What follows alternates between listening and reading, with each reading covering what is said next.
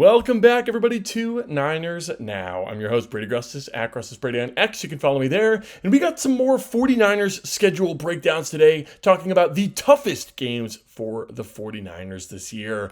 And of course, stick around until later in the show because I will be starting a new series on the channel, 49ers What Ifs. We've got a good one for you today. But of course, before we begin, go ahead and subscribe down below. Check out Niners Now on Spotify and Apple Podcasts. Leave a review, leave a like, leave a comment, hype the video if you have the option to, and let's get right into it. Starting with the three toughest games on the 49ers schedule.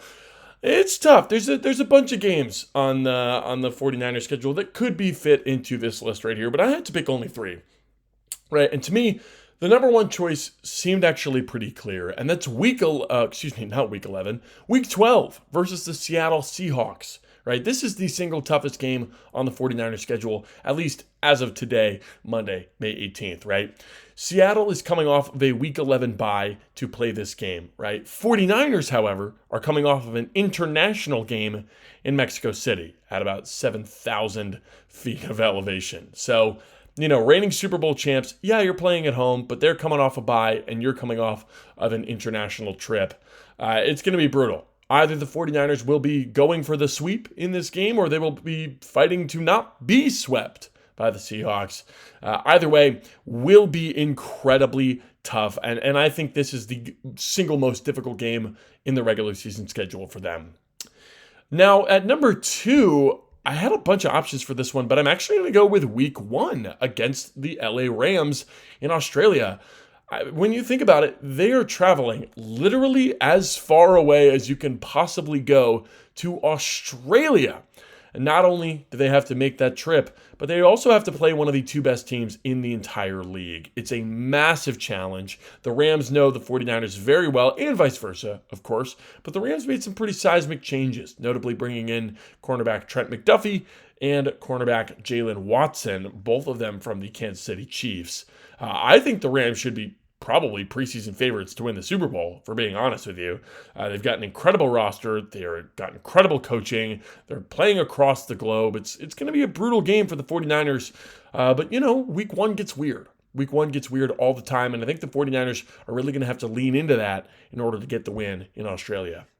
And last but not least, I have week 16 at the Kansas City Chiefs. The Niners have never beaten the Chiefs in the Patrick Mahomes era. He has owned the San Francisco 49ers. And last year was the weakest that the Chiefs have been since Mahomes took over.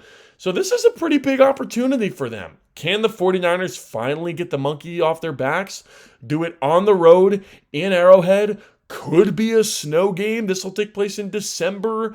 It's going to be a brutal game and one that'll probably be pivotal if the 49ers are in playoff contention. So those are the three toughest games that I have on the schedule here. Week 12 against the Seahawks, week 1 against the Rams in Melbourne, and then week 16 at the Kansas City Chiefs. Honorable mentions, though, I think that Broncos game is going to be pretty tough, to be honest with you. But are there any others that I forgot about? Let me know down below in the comments section. I'm excited to hear your thoughts. Now, we talked about the toughest games, but what about the games that you don't expect to be tricky that actually are? There's some every single year.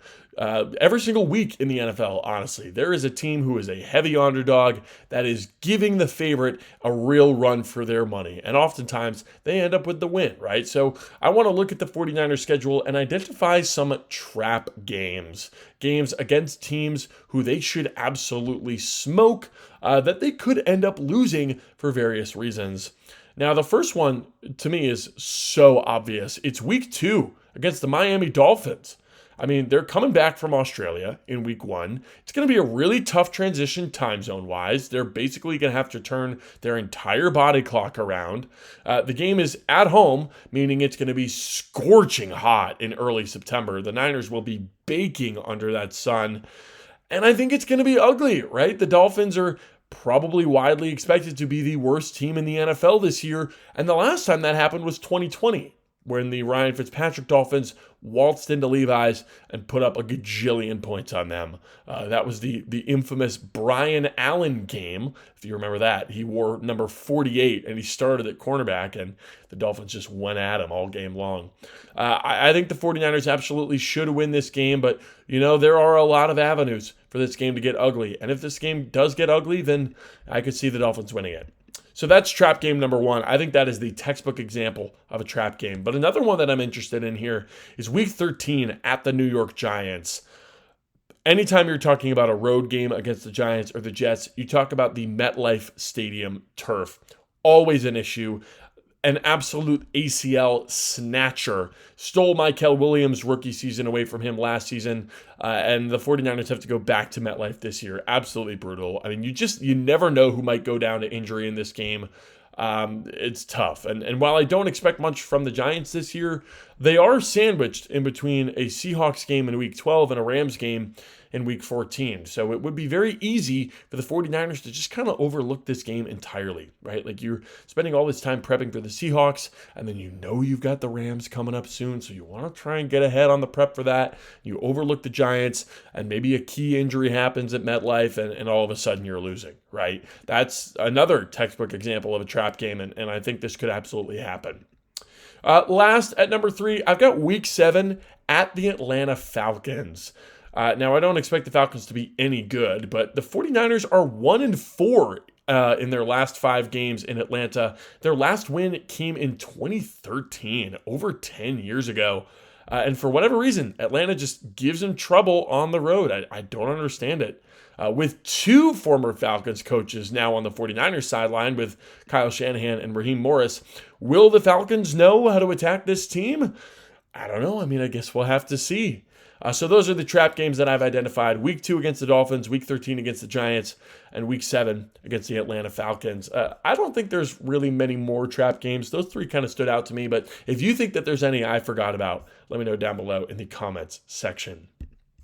Now let's get right into a brand new series on the channel here called 49ers What Ifs. This was a viewer suggestion. You guys said you wanted to see this, just kind of some what if scenarios regarding 49ers history. And I wanted to take it back for this very first segment here to a very interesting time in 49ers land, 2014.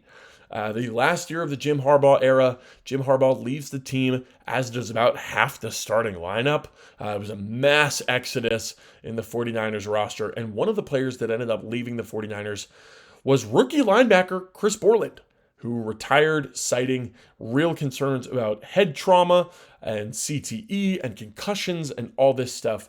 It was a pretty big moment for the NFL, who at that point, they weren't really acknowledging the concussions as much, and it wasn't as talked about in the open as it is right now, right? So this was a big story. Chris Borland retiring after a good rookie season too, just hung up the cleats. And I wanted to take a look back at Chris Borland's career and thought about what might have happened if Borland didn't retire and instead kept playing for the 49ers. So, of course, we start in 2014. His rookie season was cut short. I think he was making a push for Defensive Rookie of the Year nominations at least. But an ankle injury in late December landed him on injured reserve and eventually caused him to retire, right? But what if he never did? Well, we know what happened in 2014. Let's take a look at 2015. He was recovering from his ankle injury, but he would have been an immediate starter in Jim Tomsula's defense next to first-team All-Pro Navarro Bowman, right? I still think the season would be kind of a disaster. Borland maybe misses a game or two with some minor injuries, but 2015 was never destined to go well for the 49ers and scapegoat head coach Jim Tomsula. So then 2016 now, Chip Kelly comes in as the new head coach. And once Navarro Bowman goes down with an Achilles injury in 2016 after only playing 4 games, Chris Borland would really step into the alpha role at linebacker and have a breakout season. That season would land him a Pro Bowl nod, the very first of his career, and it would be enough to salvage a truly horrendous season of 49ers football. So instead of going 2-14 this year, I have the Niners actually picking up 2 extra wins against the Dolphins and Jets and finishing 4-12. This would put them notably outside the top 2 selections in 2017. Speaking of 2017, this is now when John Lynch and Kyle Shanahan take over, and their very first draft pick is not at number 2 or at number 3, like it was in real life, but at number 6 overall, right? So they are outside the range of Myles Garrett and Solomon Thomas, right? The guy that they ended up taking in real life. But they're at number 6, and they still do intend to trade back. The 49ers notably traded back from number 2 to number 3 overall, and they're going to do that again here, trading back from number 6 all the way down to number 27. They call up Andy Reid and the Kansas City Chiefs, who move up for Patrick Mahomes, giving up an extra first, second, and third rounder to go get their guy at number 6. So the 49ers fall back to number 27, and they don't take Reuben Foster because they still do have Chris Borland manning the middle for them. But they do target the defensive line because, remember, they did not take Solomon Thomas. So they are going to go after the defensive line here at number 27. And after just missing out on big names like Charles Harris and Taco Charlton, they end up drafting Wisconsin edge rusher TJ Watt. And Watt is an instant breakout star for this team who reverses the outcome of 2 games, moving the 49ers from 6-10 to 8-8 in their first season under Kyle Shanahan. Now we move on to 2018 here with Jimmy Garoppolo now in tow and TJ Watt making a dynamic duo with former Wisconsin player Chris Borland. The 49ers have pretty high expectations. But Jimmy's ACL tear still ruins the season in 2018, and an injury from Borland really tanks the season as well, right? The 2018 rookie class has its ups and downs. Mike McGlinchey is fine. New wide receiver DJ Moore is pretty good, who they got from that extra first-round pick from the Kansas City Chiefs.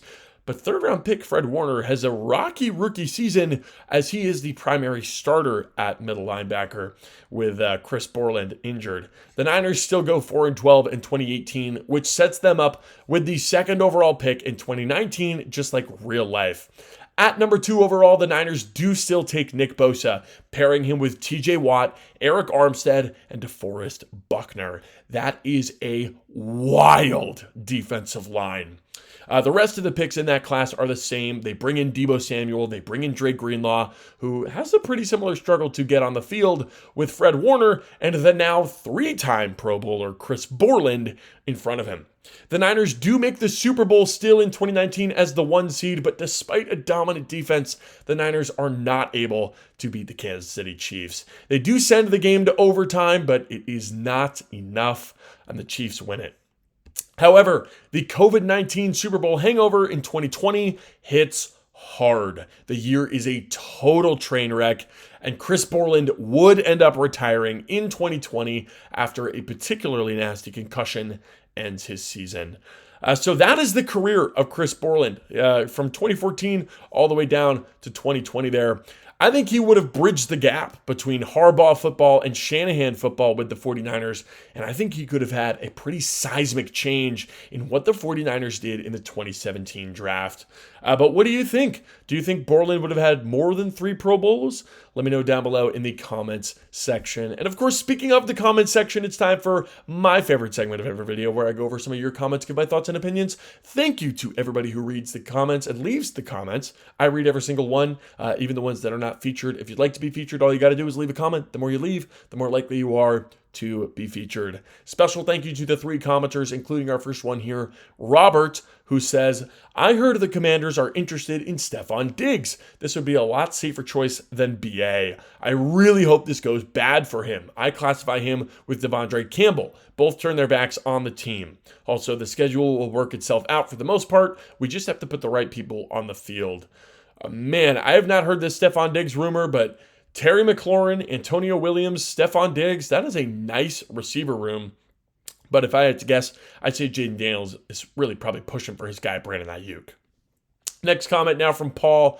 Paul says, I think we will win 12 games. I'm very excited for us to go to Seattle. This way we can make them look bad on their own turf. The international game against Minnesota, just so we can all say hello to Juwan Jennings and Jordan Mason.